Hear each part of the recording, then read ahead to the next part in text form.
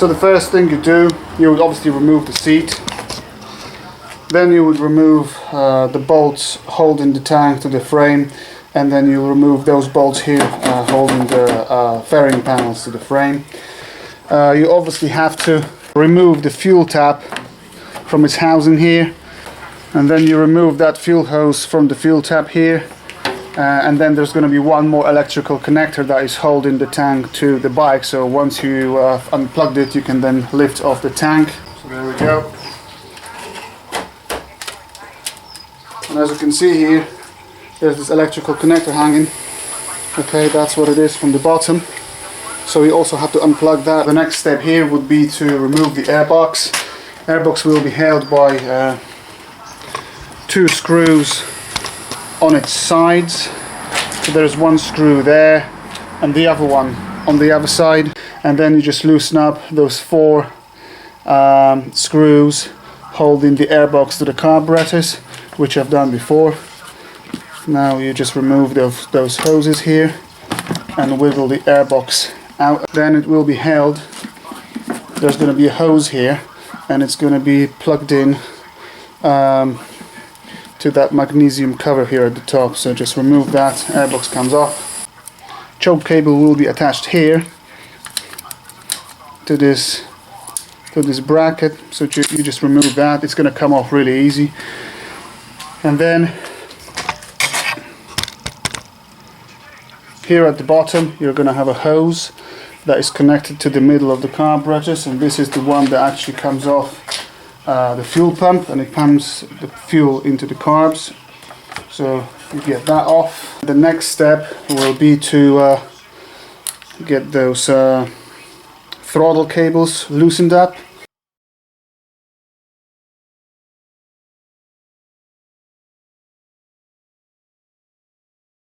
Now we do the same with the other one here.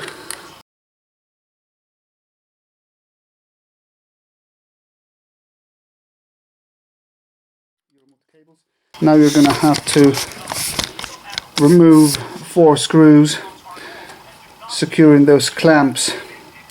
So there's one here. Each carburetor has its own screw. There we go. And then before we pull the carbs out, there's going to be this tick over adjuster knob here, which is held by 1 screw. So you remove that and your carbs are pretty much free. Of course, now we want to remove both side fairings, left and right, so I've done the other one earlier. Alright, now I'm going to remove the bottom fairing panel. Bottom panel removed. Alright, so the next step I'm going to go for is going to be draining the coolant, and then I'm going to sort out the cooling system, which is going to be removing the radiator. So I'm going to start with unplugging that hose here from the water pump housing to drain the coolant. So okay, so as you can see, not a lot of coolant came down, and that is because I still have the radiator cap closed. So I'm going to open it now. Alright, so watch this. There we go. Alright, so while the coolant is still draining, I'm going to sort out the plumbing now. So as you can see, you've got this pipe here, and on the right hand side of the motorcycle there's a rubber connection which you're going to need to unplug. So I'm going to use a flat screwdriver and the hammer, and I'm going to just try to tap it out of here.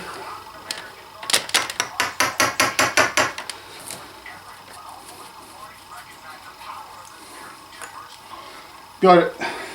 Alright, so now I'm going to remove the horn that is held by one 12mm bolt here.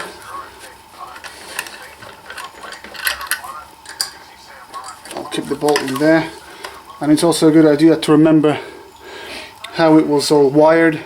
So basically, in this case, orange wire to the bottom, black wire to the top. I'm just going to unplug it and leave it here for now. This goes up, and now let's hope I'm going to be able to lift it. And yes, I am. Excellent. Alright, so it's loose enough. There we go. And now I can remove the radiator. Probably can't see it now, but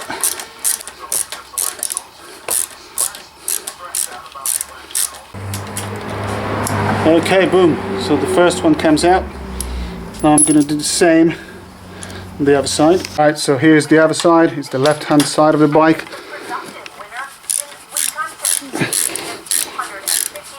And it is. There we go.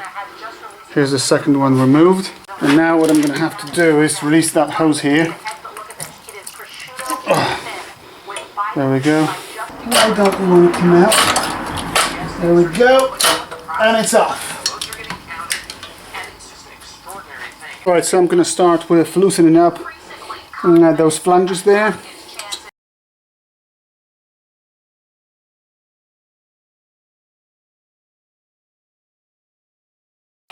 I'll tell you what, I've got a feeling this will now go just by hand.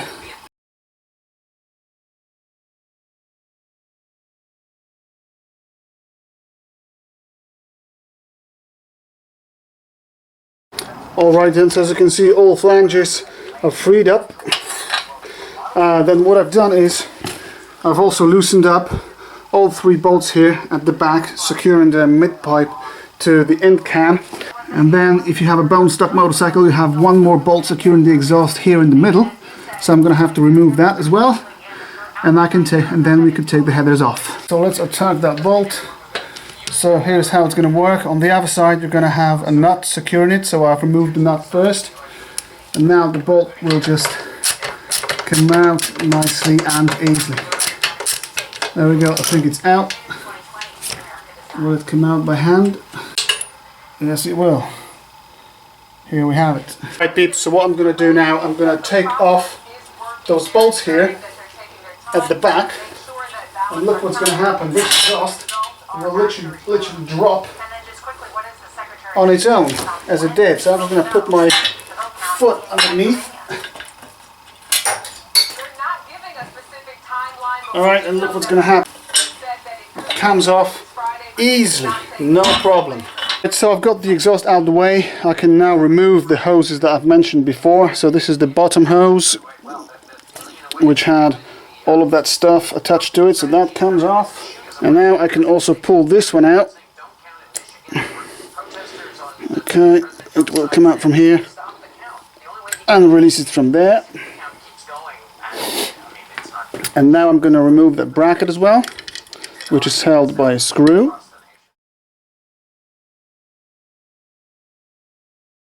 Now I'm going to remove those brackets. There's one here and one on the other side, literally identical. They're held by a 10mm bolt. And the reason why I'm doing it, because if I lower the engine, this might get bent. So I think it's just going to be safer if I take it off for now.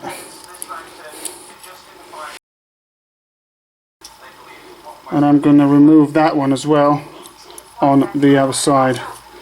And it's actually marked here, you see? Letter L here. Yeah, that says left. There's going to be another one on the right hand side. Right, so here it is, the starter motor. So I am now going to remove the wire that is attached to it. So it's secured by this little 10mm nut. And it just comes off. Put the nut back there. And as you can see, cable nicely disconnected. Right, so what I'm going to do now is I'm going to try to take this sprocket off. And so as you can see here, I've got a breaker bar which I've put between the swing arm and one of the spokes of the wheel. So that's going to be the resistance. So that's going to create the resistance for the wheel to turn. And hopefully now this will come off. Wish me good luck.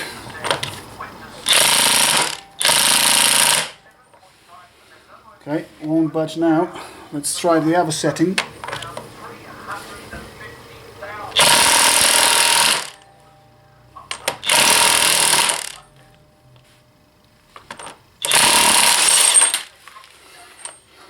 And the bugger came off. Right, so I'm going to loosen up that one.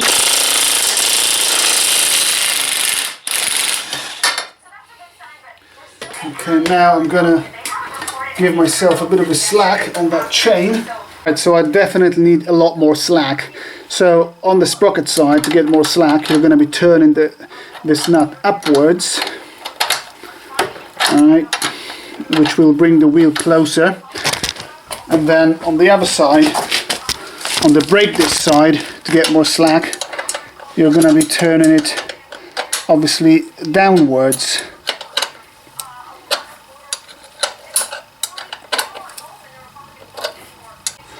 Right, let's see now. Look how easy. I've got so much chain slack that I can just get this chain off that sprocket so easily, and it just comes out.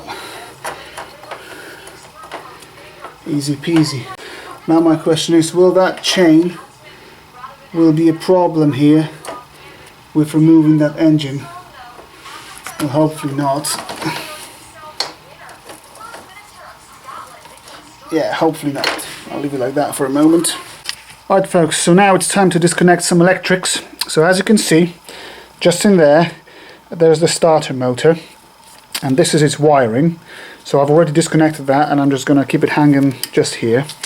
Then we're going to have to disconnect the alternators wiring. So it's that thick cable here, and if you just follow it, you're going to get to that block coupler, and there's going to be those two wires in it, and that just plugs in to that.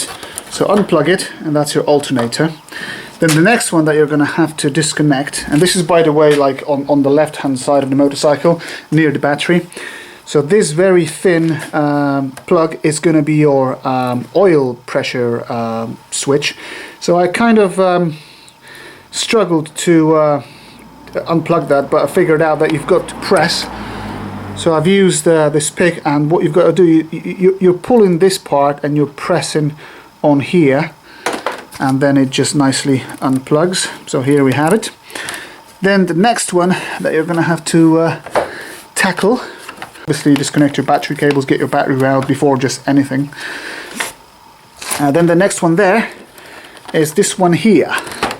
So it's going to be a white plug, and there's going to be two wires coming out of it, the green and the black, and this is your signal generator, ignition signal generator.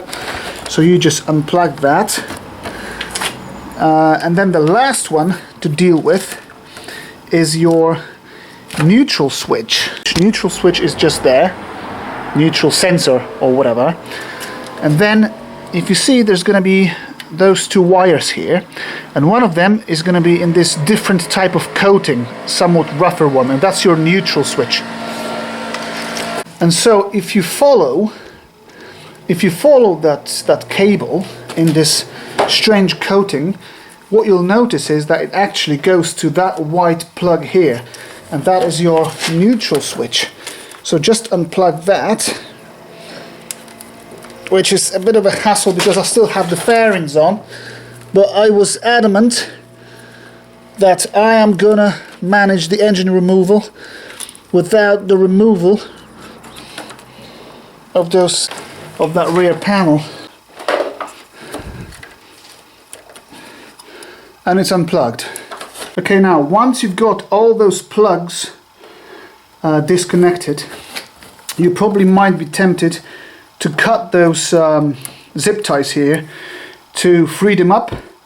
You don't have to cut anything because those factory zip ties are actually, you can open them.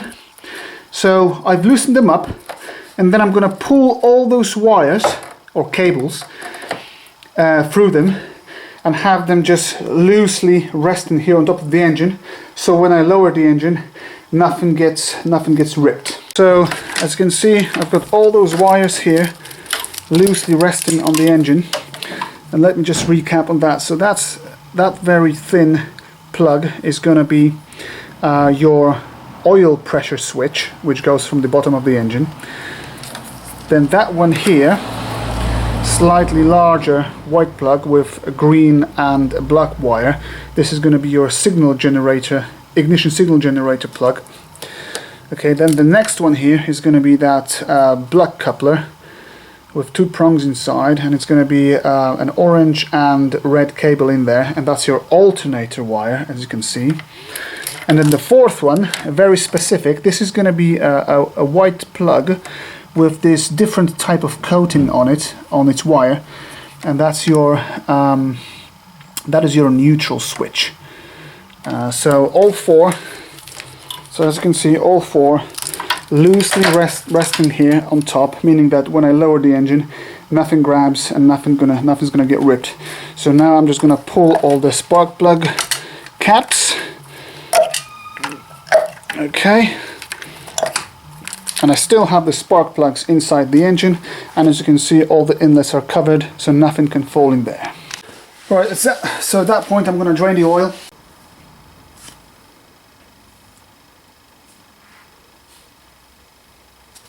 Alright peeps, so here's the plan of action. As you can see, I've got this adjustable jack under the engine with some wood, and I've covered the front mudguard with some rags. So this is nicely supported from the bottom. What I'm going to do first is I'm going to remove the top mounts here first on the cylinder head, and then the engine will be resting on that stand, and then finally I'm going to pull out those 2 bolts here from the left hand side. Alright.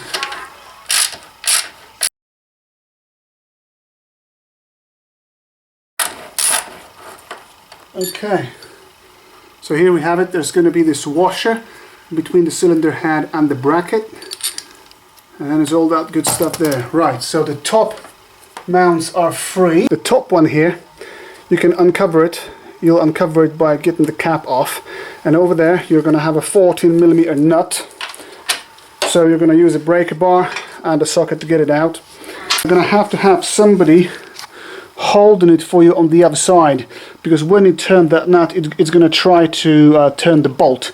So you can either use a breaker bar, which is going to finally lock on the peg, or you can have somebody holding it for you.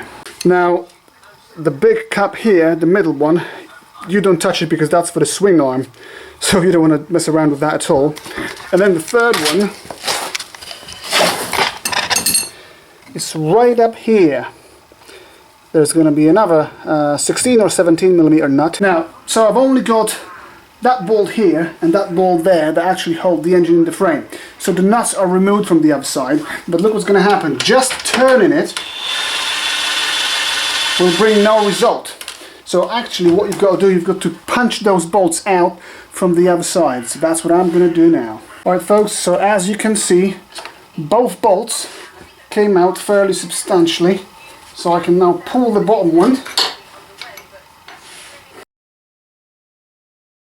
and now the whole engine is held in the frame just by that one bolt there. So I'm going to punch out on the other side for a couple more times.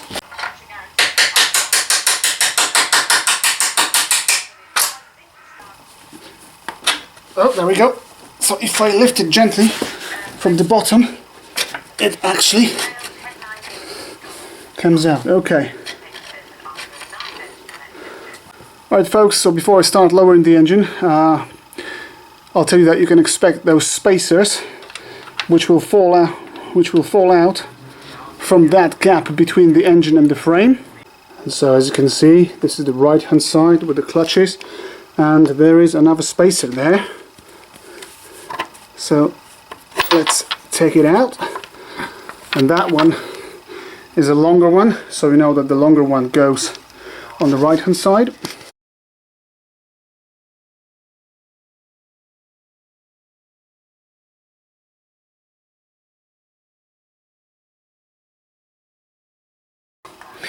A battery negative cable which attaches just in here. It's just in there. See where my finger goes? Just in there. So I just need to unplug that, and this engine will be free.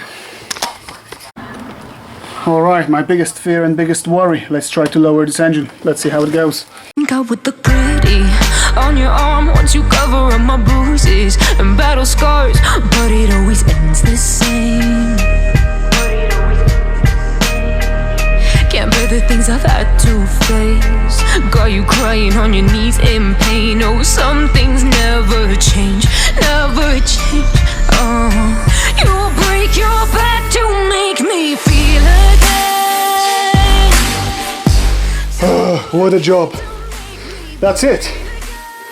Empty hole. No engine in the RF. And it is now here. So thanks for watching. Hopefully this is useful, and see you next time. Cheers. I stopped asking for forgiveness, cause you should know only fools tread with the angels. Fear to go, but you keep trying to get too close.